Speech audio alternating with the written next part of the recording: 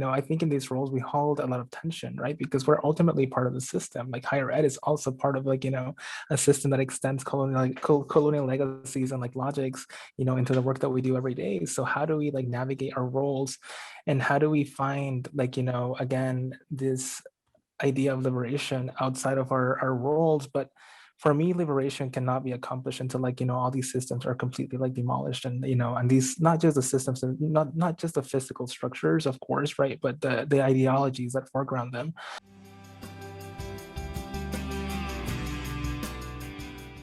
Hello and welcome to Student Affairs Now. I'm your host, Susana Muñoz. Today I have the privilege and pleasure to speak to some student affairs practitioners who have been doing outstanding work in the field as they work with and for college students who are undocumented or are DACA recipients. DACA stands for Deferred Action for Childhood Arrivals. In this episode, we'll be discussing the ways in which colleges and universities are supporting or not supporting students who are DACA recipients or undocumented. And we will discuss how the field of student affairs is faring with supporting student affairs practitioners who have DACA status. Student Affairs Now is the premier podcast and learning community for thousands of us who work in, alongside, or adjacent to the field of higher education and student affairs. We hope you'll find these conversations make a contribution to the field and are restorative to the profession. We release new episodes every week on Wednesdays. Find us at studentaffairsnow.com or on Twitter.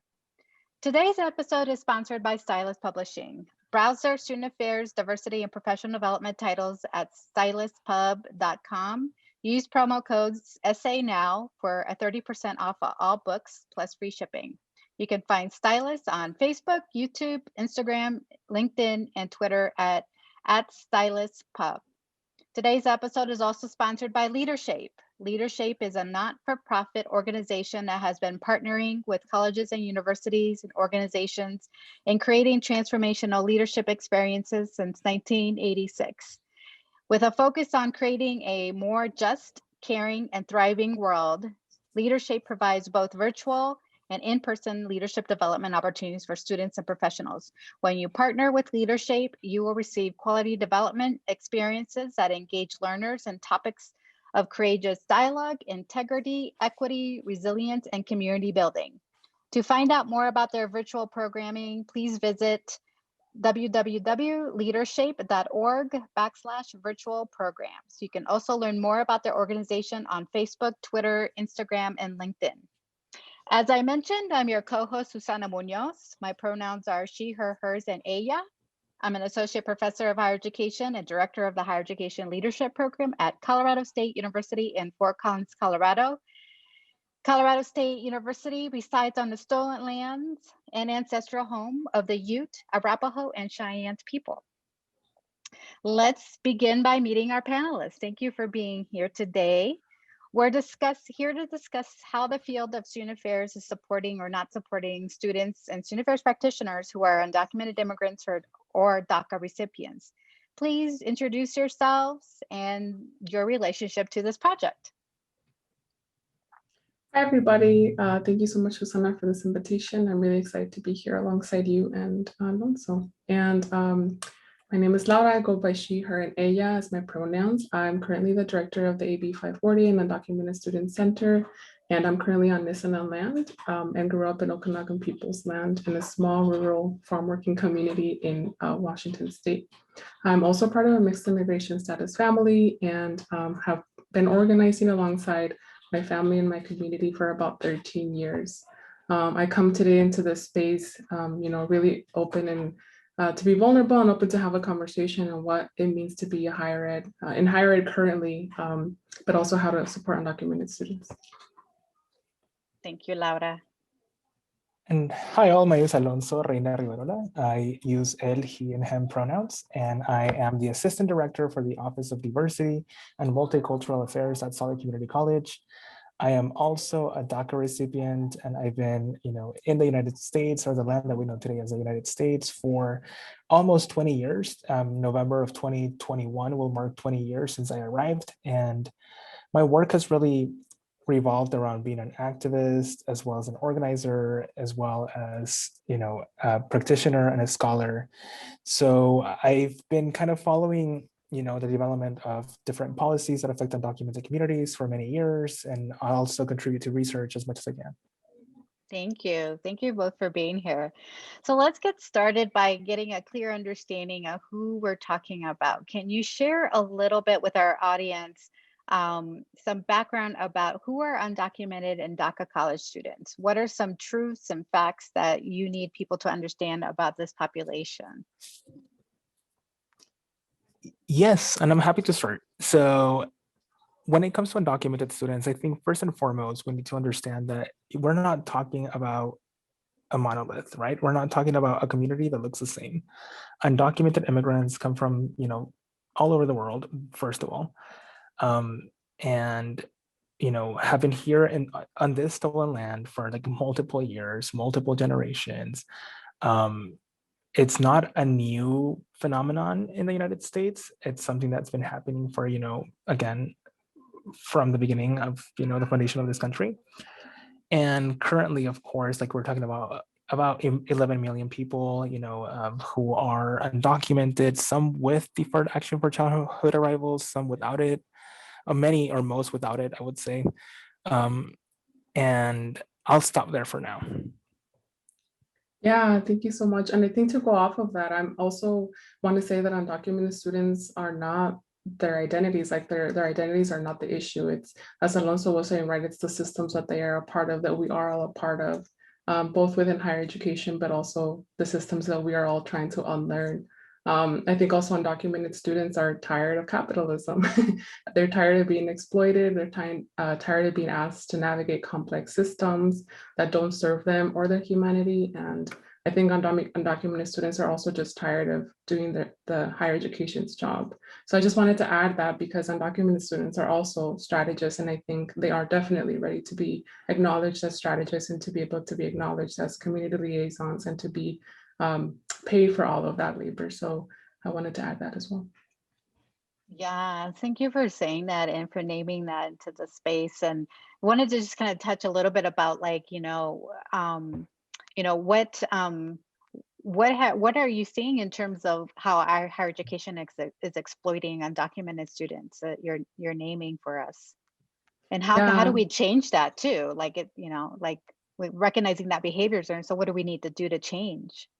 Yeah, and I think something part of higher education more broadly is this constant wanting of data, constant wanting of proving something. And I think when I think about undocumented students and the students that I work with, a lot of it is like, bring in a panel of students so that we know exactly what the issue is, when we already know what the issue is because they've been telling us what the issues are. And so that's already emotional labor that they're not being compensated for, or that there are systems, for example, having mental health folks in that conversation to be able to have a conversation or have a space for them to, before a panel or after a panel or whatever that, ask might be.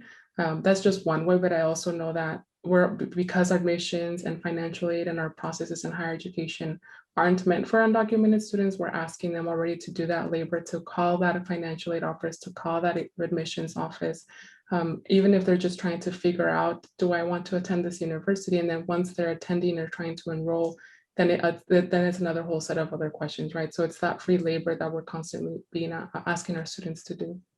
Yes, thank you for pointing that out. And Alonso, you mentioned that that the majority of the immigrant communities don't have DACA. And so can you say a little bit more about sort of that dichotomy there? Yeah, definitely. I think that's a big issue that we often face in higher ed. We see that a lot of institutions of higher ed have shifted to talking about, well, two populations in particular within the undocumented community, right? So one being DACA recipients and the other one's this mystical creature of dreamer, right? So, and I think that's really important to address as well. But when it comes to DACA recipients, we are talking about a very small population of the undocumented, or a very small segment of the undocumented community. We are talking about about 600,000 people, right? So it's not a lot out of the 11 million undocumented immigrants. So we have created this divide.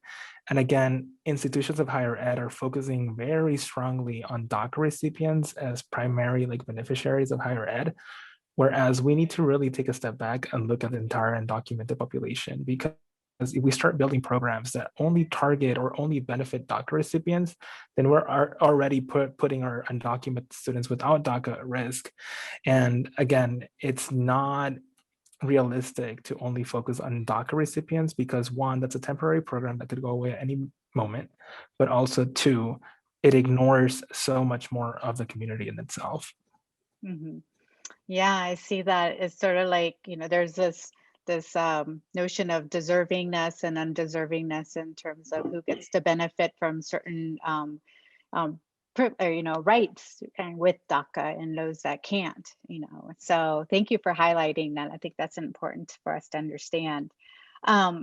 So when talking about sort of how we address campus climate and college persistence, when undocumented students and DACA recipients come to our campuses, what are some of the most promising approaches that you see that universities may be doing about addressing our campus climates, making it a welcoming space, or college persistence and making sure they're getting their degrees? So what have you seen? I know one of the things that I've seen is just being more proactive about changing campus climate in terms of like campus culture. So I mentioned earlier that there's a lot of exploitation within the undocumented immigrant community, and more so within students, because as I also mentioned, not everybody has work authorization. So a lot of times they're being asked to volunteer or do extracurricular activities to be able to build up their resume, or all these things that we constantly are being told that we have to prove. And I think one of the things too, when it comes to compensating labor, is that I'm seeing that more institutions are being proactive about creating their engagement opportunities for students as an inclusive fellowship or an internship stipend model. And that it already is shifting the culture from, hey, we're going to have student workers and they have to clock in and out and have to produce this task or X, thing, to, hey, we're actually really centering the student and we're going to have professional development as part of this internship program, and et cetera. And that way also it provides students who really want to engage, but also have to provide for their family or for themselves. And this allows them the opportunity to get that financial support, but also engage in a way that's centering them and their experience versus producing something for the institution. I love that. I love that fellowship idea. And can you say a little bit more about the kind of programming or resources that are specifically targeted? I know like you have like a Dreamer Center or AB 540 Center in California, because that was sort of mandated by California, right? Janet Napolitano policy. I'm wondering if you could talk a little bit about sort of what other things does your office do to really center undocumented and DACA recipients on your campus? Yeah, so I can give you the example of, we work with 7 student interns, and all of them have like a 1-year appointment to be able to work with the center. Each of them kind of define what their role is, but we give them a general umbrella. So for example, we work with a mental health student intern, and they are our liaison with our mental health partners. And they do a lot of the help lead and co-create some of the programming throughout the year. And the way that they're compensated is by quarter. So we're in a quarter system, and they get paid more on the front end, because we already know that, that first quarter, that first semester, that first year is really imperative for our students to be able to be retained, but also because we ask them to join us for summer training. So we know that we are asking more of their labor. So that's just one example, but I think overall we have to be very intentional to work with our financial aid office to create a process for that, to be able to say, this is a request to pay stipend, this is when we want the money to go out to students, communicating that with students, and so that they know when they'll receive that funding and can also make life choices based on that. So that's just a small area of the larger process, but knowing and communicating with our partners, and then also whenever we see things or opportunities, whether it's scholarships or engagement opportunities for our students. We get those forwarded to our office a lot. And so now we're getting used to, we have a drafted message basically saying, thank you for this. Is this a stipend-based opportunity? If not, is there an opportunity to create that? And then we kind of start the conversation there too, so that we also start to create that list internally for future, student engagement, but also we also get a sense of who's open to creating and changing the culture within their own department and hopefully the larger institution as we work through it. That's awesome. I really like that because engagement is such a huge component of some of our universities. And in a way is a way that keeps students sort of connected to the institution if they find out more about what the institution has to offer as well. Alonso, tell me a little bit about your institution and what you're doing to also address these issues as well. Definitely. And I love that Laura and I are here because, she's in California and that's, a very blue state. I'm in Utah, so that's a very red state. So, but nonetheless, there is support in both states. And, it's kind of fun to think about the ways in which we have to like model our support for students. Here in Utah, in Salt Lake Community College, we were able to open the second Undocumented Student Resource Center in the state of Utah. The first one was at the University of Utah, which I had the pleasure to lead until coming here. So it was really fun to help shape both of those centers. Currently, Brenda Santoyo is the coordinator, the inaugural coordinator for our Undocumented Student Resource Center here at Salt Lake Community College. But kind of the work that we do here is definitely, I would like to call it an auditing process, right? So we'd like to audit like institutional practices through an undocumented lens. And what would it mean to be able to serve undocumented students, or what would it mean to recreate or rethink, reimagine policies to be more comprehensive of how we can open opportunities up to undocumented students, right? So as Laura mentioned, high impact practices are something that we look at, really intentionally, especially because we know that the literature shows us that that's what helps retain and graduate students, as you mentioned, Victoria. So that's also something that we try to do through like intentional programming efforts, or being able to open up new opportunities to like fellowships and paid, opportunities for students that are still within, the legal bounds of the institution, but that are nonetheless much more expansive than they used to be. Right. And reimagining what compensation looks like for undocumented students. I think it's also really important. Nice. And so both of you talked a little bit about sort of the resources and some of the programming. Can you say a little bit more about campus climate in terms of how do you, is your campus welcoming? Is there a sense of belonging? What do we do to also fight those microaggressions, xenophobia? I know, Alonso, you mentioned that you're in a red state and then Laura's sort of in this blue state, but does it matter, right? Does xenophobia still exist? Yeah, and I can jump, back in. So at Salt Lake Community College specifically, I've seen that at least as far as our administration is concerned, they're super supportive of undocumented students, which is really refreshing, right? Like, do we have a lot of work to do? Of course. But nonetheless, they're supportive. They want us to be able to dedicate resources, hire people to work specifically with undocumented students, which I think is wonderful. Where as a student affairs professional, what I fear the most is the classroom, to be honest, because I don't know the conversations that are happening in the classroom. And I don't know how professors are responding to students, or what words they're using to refer to that community. And again, how are they processing difficult conversations? Because I mean, as an undocumented student myself, I vividly still remember being a first-year student in my undergraduate institution and being in a classroom where students started using the word illegal, and there I was, sitting before DACA ever existed. I was not, out, and it was the most, yes, we talk about racial battle fatigue for students of color like ourselves, right? But there's also a different phenomena that also happens for undocumented students, right? So that needs to be looked at. And again, while we do a lot of programming efforts to be much more inclusive of undocumented students and open up opportunities and resources, what's happening in the classroom and how do we collaborate to respond to those incidents? Nice. Thank you for pointing that out. Yeah. Yeah, and I definitely agree that with Alonso in that we definitely hear more from students when it comes to reporting incidents in the classroom, or even just sharing testimonial, like, guess what, I just came from this class and they had the audacity to say this, you know?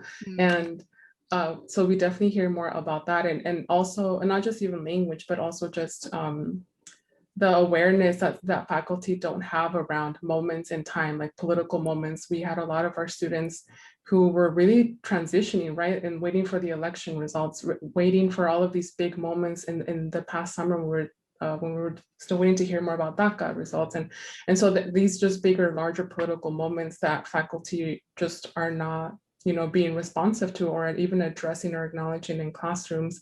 And with that, you know, moments when students, you know that for themselves, they just can't attend class that day because it's because of their mental health and they need to prioritize that. But having a hard time then following up with faculty for extensions, or even being asked to, you know, relive their trauma, to explain and make a point as to why they didn't make it. And so I think it's also that piece that we've heard a lot from our students. And like you mentioned, you know, we're in California. I think what I haven't noticed in terms of the difference, I used to work at the University of Maryland, and then prior to that worked with other institutions and their students in like Connecticut and other areas. And I feel like I still hear a lot of similar experiences from our students. And I think the reason why it is because we're constantly, I feel like we're constantly being asked to fight. We're constantly being asked to defend, and we're constantly not allowed to rest. So I don't think being in the blue or red matters. I think the fight's going to still be a fight. It's just a matter of the degree. I know that even just this year for this next legislative session for California, there's a couple of conversations around some of the funding that we have on the state, you know, state level for some of the undocumented student resource centers and other things, right, that are connected to that, you know. And it's also, this year's also the 20th anniversary of AB 540, the in-state tuition policy. So it's always this constant labor that I think we're being pulled into. So I think for me, it's not about, when I think about students, it's not about like if it's friendly or like serving or not. It's more about what we're constantly being asked to do, and why we can't move forward in other things that we know we can envision and do. Right. No. Yeah, that's real. Yes, thank you for, because I think it's what you're naming too. It's like our institutions are rooted in white supremacy, and so this is what you know, minoritized students have to navigate. And once we start to undress and have a racial reckoning with, you know, how our institutions were founded, our system isn't necessarily going to change, right? Yeah. So the other thing that you mentioned that I think was like, I hear a lot is faculty, right? And so even on my campus, it's, you know, it's hard to get faculty to really understand it and get some understanding and knowledge about how, you know, those microaggressions occur and how to facilitate those conversations. Do you have any strategies that you are using with how you're training faculty or talking with faculty? What Laura mentioned, I think it's really important, right? And I think the key thing is like creating time and space within classrooms to address things, right? Like, for example, with the elections, that was a big moment to address, but also with the rescindment of DACA, or the day that DACA passed, like students, like, you know, or not DACA passed, but excuse me, the day that the Supreme Court, you know, upheld DACA, as students were still expected to be in classes, like things just go on as if nothing were to happen. And like, we need to be much more critical and conscious and careful and honestly, like approach the issue with more grace and say, okay, like, let's hold some space. Can we talk about this? Can we invite people? Can we be much more understanding of, you know, what students might be experiencing that day? And, you know, it's like, yes, the syllabus is obviously important, but this is more important, or you know, I would argue like as important or even more important than the syllabus, just because it's real, it's affecting the students in real time. Like, and you know, and how can we expect a student to learn when they're like facing all these, like, you know, insecurities or emotions, you know, in the classroom? So I think those moments are crucial. So I really appreciate when people, like, you know, reach out to our Dream Center. But I'll foreground this with, I love it when people reach out and not just reach out with the question like, oh, what can I do to help? I hate that question. My favorite thing is when people reach out to us with a plan or an idea and say, if we were to do a 5K and raise money for scholarships for undocumented students, would that help? Yes. Like, let's, here's our logo, go for it. Like, let's coordinate details. Let's go. You plan it, we support it 100. Or if I were to pay to bring in attorneys to talk about immigration policy, would that be helpful? Absolutely. Like, let's look at, some good people to bring into campus. Like, let's compensate them, fairly. And let's even maybe like pay them to like host some like private consultations, like with students. Let's do it. But when people come and they're trying to be so benevolent and say like, oh, what can I do to help? It's like, I have no time for this. I'm sorry. No, thank you for sharing that. I appreciate that, because I think, that's sort of, it also, gets people to own some of the work, right? By bringing those ideas, that it doesn't just fall on your shoulders, that other people have at stake in this work as well. So I appreciate that. And so switching gears a little bit, with, we know that the Trump administration, fueled the racism and racist nativism in the United States through his xenophobic and racist rhetoric. In your opinion, do you see the Biden-Harris administration reproducing racism and racist nativism and similar to the previous administration? And so I just kind of wanted to get to, what are your opinions about and understanding that, racist nativism and racist rhetoric didn't start with the Trump administration, right? That it's always been there as part of our country. But wondering how you view this incoming administration in terms of their stance and ways they're trying to not change or to reproduce, or even, if you think that they are changing. So just kind of wanted to get your opinions about that. Yeah, I think the first thing that comes to mind is just like this emotional tug of war and emotional roller coaster that I think is continued. It's continued. And I think when I think about like Biden and Harris, they've both been in their office, right? And they're in their positions, not current ones, right? But previously. And they've both been a part of the deportation of a lot of undocumented immigrants. And so I think them having this new title isn't necessarily changing anything. I know that they have already deported a lot of Black immigrants in this beginning of their term. And I think the other piece too is that there's a lot of, I say tug and war and like emotional roller coaster, because there's a lot of this like, we have these plans and we're introducing these new ideas, or not new ideas, like the DREAM Act, I don't know, 4.5 million, I feel like it feels like sometimes, yeah. Right? And it's like, oh, give us time, and so when our students are hearing that, it's like, well, we don't have time. We need something to happen. And so I think when I think of them being in their office when I was like also an undergrad and graduate student, and they had different roles. I was also like an undocumented student going through that journey, and I look at students now and the students that I work with, and I see some of the same reactions of, I'm just really tired. I'm tired of this game. So I would say definitely still doing the same things and repeating the same cycles, just not as bluntly and as open about being racist as the previous administration.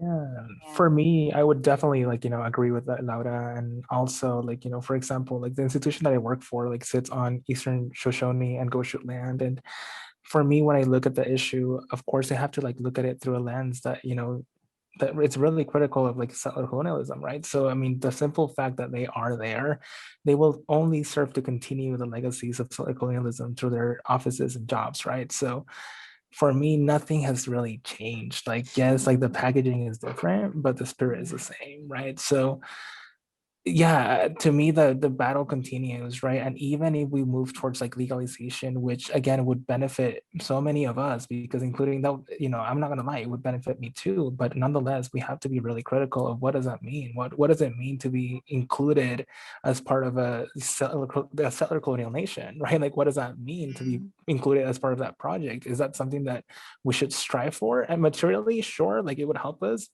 but like, in terms of our integrity, like, is that something that we really should strive for? Like, I think those questions need to be raised and are often not.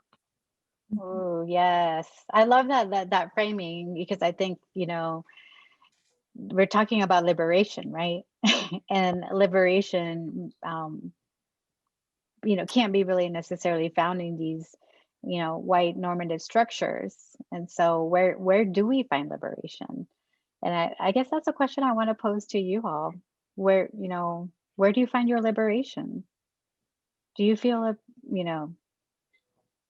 in this fight, in terms of that we're engaging in these conversations, is there such thing as liberation?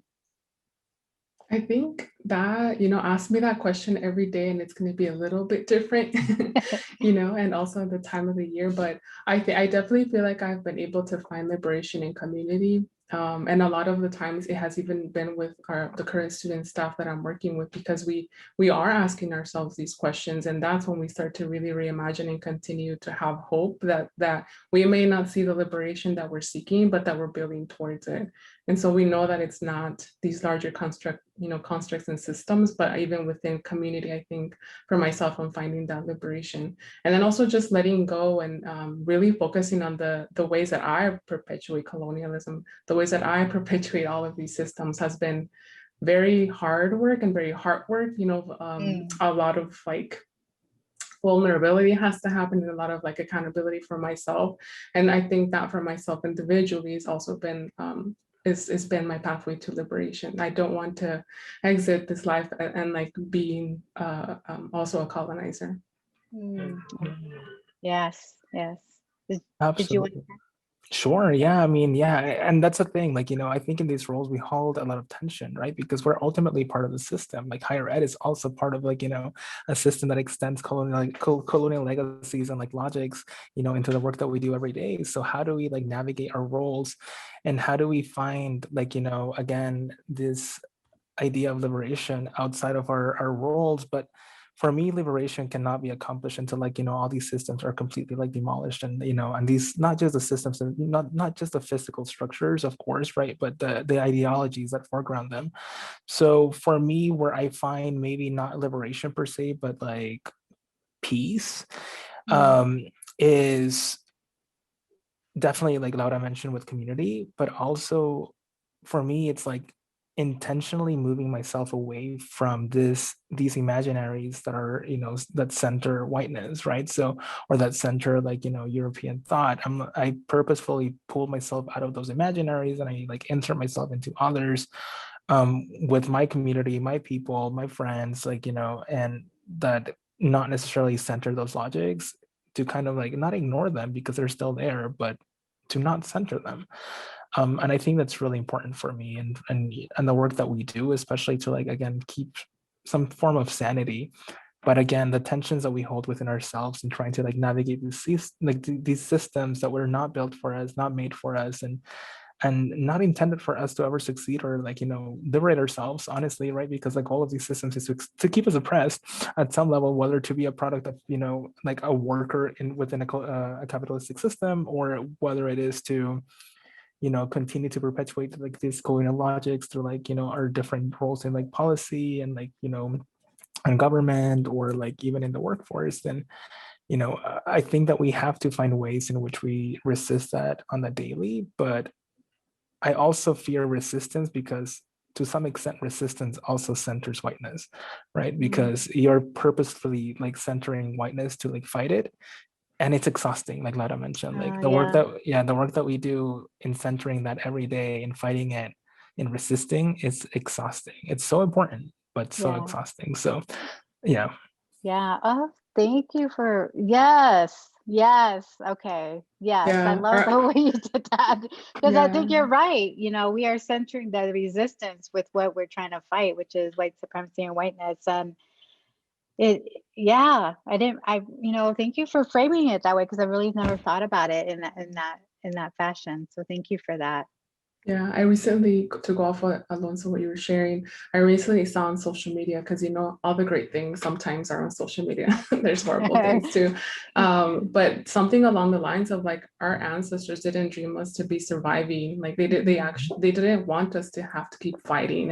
And I really thought about students in terms of like when I hear the framing of like, oh no, I have to do this. Like I need to graduate. I need to pay forward the sacrifices of my family by continuing to and so when I repeat back to students, then that means that we are, and like you as a student or as a person, then that means we're centering productivity, we're centering capitalism, we're centering these things. And so that really made me think about like that quote that I saw on social media, but also what you were saying, Alonso, that we have to constantly push back on like this mentality and socialization of all these systems. I love that. Thank you for both for those insights. And so switching a little bit in terms of our field, Laura, I know you and Diana were part of establishing the Undocumented Immigrant and Allies Knowledge Community at NASPA. And so what are the ways in which the field of higher education and student affairs has changed or not changed in order to support the practitioners who are DACA or undocumented? It's been 5 years, right? Yeah. Yeah. Oh my gosh, we're almost a preteen. No. Yes. Wow. Yeah, I think we're still not supporting practitioners with funding. We're still expecting them to do their job in 5 other roles of community liaison, of experts in national policy and all of these things, and being underpaid. Just the example of, I know Diana and Jesus Cisneros joining on some research, right, alongside California and other states around their coordinator roles. And a lot of the pieces there were that, at least what I took away, that was really important was that everybody was doing director level or above work and we're getting paid for coordinator positions, right? And even as a person currently now in a director role, I still feel like I'm getting underpaid. And so I think we're definitely expecting all of these miracles to happen without funding, is to still happen in silos. I think about like all of the centers that have been created to support POC students or POC staff, and whenever something happens within diversity, equity, inclusion, or that particular identity, then all of a sudden we turn to that center. So in this case, we're turning to DACA coordinators or like undocumented student center directors, and it's our job, meaning the one staff that you have, to fix everything for the institution, but also to communicate it to everyone, including your students. So I think I'm still seeing a lot of like lack of funding, but lack of support, like capacity, like really just capacity, people power to be able to do the work. But also I think going back to like the systems where we're constantly having to just explain that this is the work that has to happen. And so because we have to spend so much energy on that, we can actually enact some of the strategies that we already know work. Yeah, I love that. Thank you so much, Laura. And that makes me think of like, also like the inequality within like the work itself when it comes to like, the number of people who work at these centers, right? Like, for example, many of them are one-person centers, literally, right? Like you are the marketing director, the actual director of the center, the budget specialist, the crisis specialist, everything, right? And you get pulled into all these meetings because everything undocumented suddenly falls onto you, right? And that is not okay. But also having a center gives us so much more visibility, which is great. And also taxing because then, I think it then demands so much more labor on our end because as Laura mentioned, like, then we are expected to like do the work of like, director level positions that are underpaid or, multiple director level positions that are also underpaid. But then I also fear for the folks who don't have centers and are picking up on that responsibility outside of their roles, and not outside, because I mean, it should be part of everyone's roles, right? Like working with undocumented students should be everyone's responsibility in theory, but we know that someone on campus will naturally, not naturally, but forcefully, I guess, feel the need to pick up on that particular responsibility on behalf of the population that they care so much about, right? So, and also alongside that, yes, many of those are student affairs professionals, but I want to give the biggest shout out to, our custodial staff, like people in food services, who so many times become those professionals for undocumented students. I mean, I cannot give enough thank yous to the people who worked at the cafes, like, at my university, the people who were custodial staff, who I would go to and could actually have a conversation with about my status or about being undocumented or about being an immigrant or what it meant to like work so hard or how to support their children in going to college. And, and there was always perks like here, toma un cafecito, like here, grab a coffee, like it's on me. And, it's like those little moments that honestly, like those are also my student affairs professionals. Those are the people that I looked up to. Those are the people that helped me get through. Right. So I think it's really important to also consider, the role of fellow immigrants, whether undocumented or not, who become these undocumented pros, like by virtue of the work that they do, but who they are. And honestly, because the institution is failing undocumented students as a whole. Yes. Yeah. What you're bringing up for me, Alonso, is just like community care, right? And I think a lot about that too, because in my previous role at the University of Maryland, those were the folks that gave me all the community, including campus, like tea, like the chisme, like the download. This is what this means. This is how you navigate these spaces. This person has been in this office for this long. And then, when we were like, I was like, wait, what? And so I just learned so much. Campus context and history that isn't seen as context and history. They were part of my onboarding team too. And that was not their job, but we understood that that was part of like us both navigating the campus and the institution. So, yeah. I love that. I love that, our service workers and those that are often invisibilized by our institutions are also the creators of our own retention packages, our own, our knowledge creators. And so for our students as well. So I appreciate you bringing to the space. I remember even like going to an institution once and even looking at their resource center for undocumented students, and it was literally it looked like a broom closet, right? And so it's also sort of the cosmetic and sort of these, the office space, right? And where the office is located, and and what it could only, like, two people could not be in that space. And so it's like, how do you meet with students here? And so it's also communicating messages, to students about their worth, about their value, right? So I'm hoping that your offices are a little bigger than what I saw before. What about how you were prepared in graduate school? I'm curious, what were some of your successes and limitations and harm, of how your master's programs prepared you to work with and for undocumented students and DACA college students? That's interesting to me as a director of a higher ed leadership program. I'm always curious about sort of how you were prepared to do this work, or how your colleagues were prepared in your cohort to do some of this work. And then you're laughing, so I'm guessing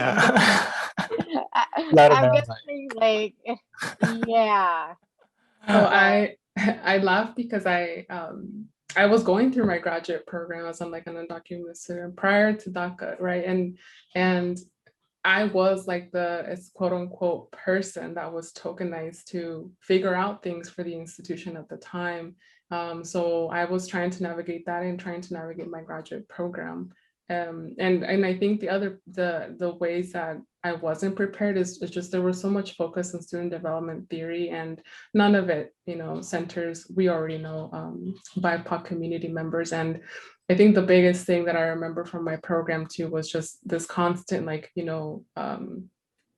framing and like pushing to like work with partners and campus partners, which I understand, but it wasn't a framing in a way that was like, if your student has a question around safety, campus police. If your student has a question about this, like it was very, not not fluid and not very systems informed. Like it's like I know that I'm not going to call campus police if a student has a question about safety, because I understand enforcement and the relationship with immigrants. And so I think it was very harming in those ways, because I know that I was one of a handful of women of color in the program, and just in general, people of color in the program. So I know that all of my white colleagues are out there, and I've already seen some of them, right? Like through different venues that have reciprocated and have caused harm to their students, and have actually reached out to me to say, hey, this happened, I want to make this better. And so then we know that it's not working.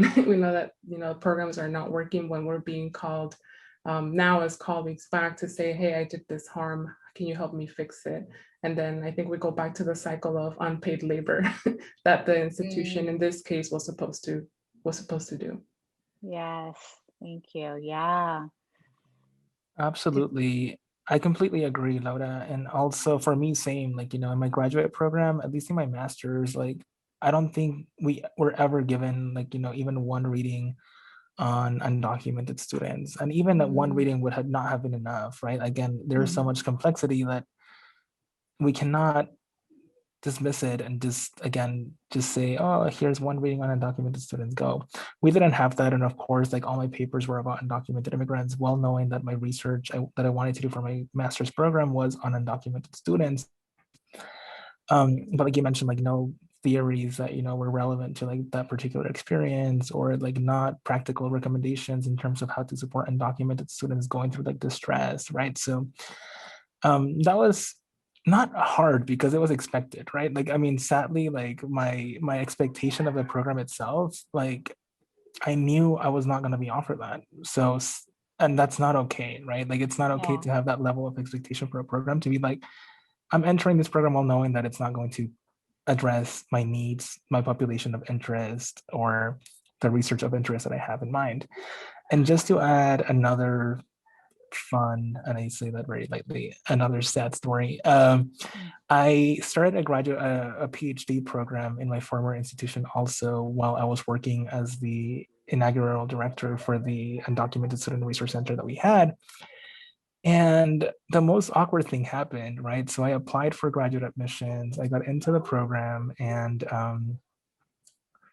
after I had my interview and I told them that I was undocumented, I walked back to my office at the Dream Center, and they called me from the department, and they said, oh, hi, like, we're from the sociology department. We have a student who we just admitted into our graduate program. Can you tell me, like, what we can do for undocumented students? And I was just like, oh my gosh. I was like, awkward. Yes, it was.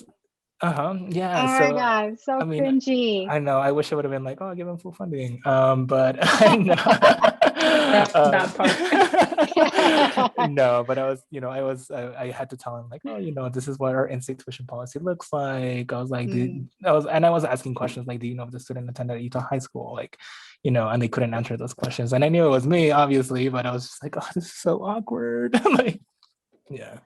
Oh my gosh, Alonso. Oh, that's so cringy. I'm so sorry that happened. And granted, I stopped. We just, and we need to do better. We just need to do better.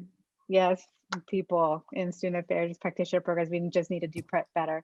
But I appreciate you all sharing that. And as we, wrap up, and this, as this podcast is called Student Affairs Now. So take a minute to just summarize what are you pondering, questioning, excited about, troubling now? Where are you at now? Before I answer that, I just want to add to the previous question in terms of sure. master's programs. I think that one of the things that I'm seeing is that more folks are interested in working with undocumented students, one, because they themselves identify as undocumented, and two, because there's obviously this need, right? And I think one of the things that I'm noticing too is that programs aren't preparing folks to do salary negotiation, because this is a new, quote unquote new, right, area in higher education. And I say air quotes, right? Share air quotes, because it's not new. We've been doing this work for a long time. It just hasn't been as institutionalized, even though we still have a lot of work to do. So it's been really hard to negotiate salaries because there isn't things to compare it to, or things that are kind of comparable are still, as we've mentioned, are still being underpaid, positions that are still being underpaid, overworked. So I think that's something that I think is also harmful when we're thinking about folks that are going to be working with students, but also just acknowledging that that's going to be a fight, something they'll have to do for self-advocacy.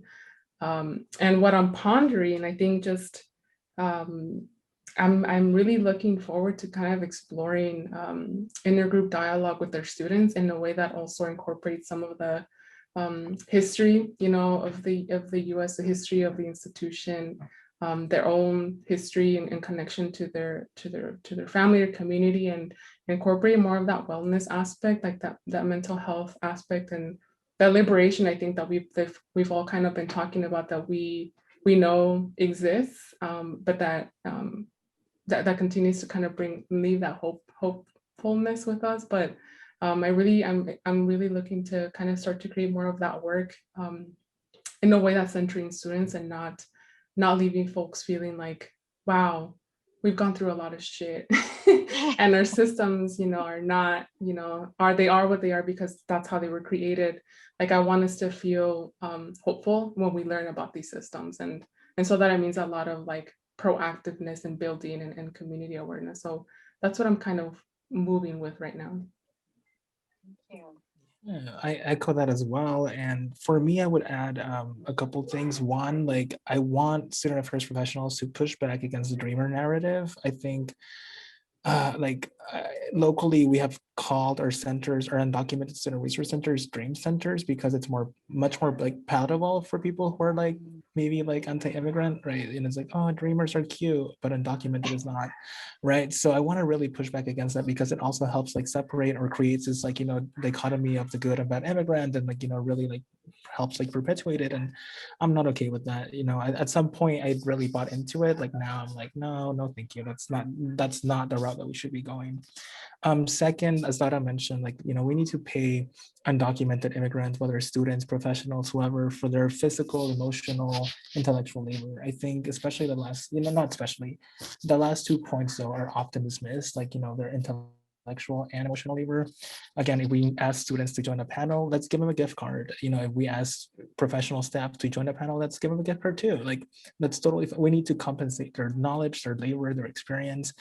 And finally, for more scholar practitioners and scholars as well, I would say that people need to engage, read, cite undocumented immigrant work, right? And hold it as central to their theoretical frameworks that they use, hold it central to like the foundations of the work that they do. Like, they need to be like literally like the nucleus of their literature reviews, right? Because oftentimes their like undocumented knowledge is seen as additional or extra, and we often keep citing, US citizens in this research, and we need to stop that. We need to like push away from that. We need to really center undocumented, intellectuals, voices, narratives into the research that we're creating about this population. Yes, thank you for that, and thank you for those final words. I think those are really important, something for me to keep in mind as well, and for my colleagues to keep in mind. So my heart is happy. Thank you for all your contributions for this episode, and for helping us just to understand the critical issues and the topics that are facing undocumented students in higher education and beyond. So listeners, you can receive reminders about this and other episodes by subscribing to the Student Affairs Now newsletter, or browse our archives at studentaffairsnow.com.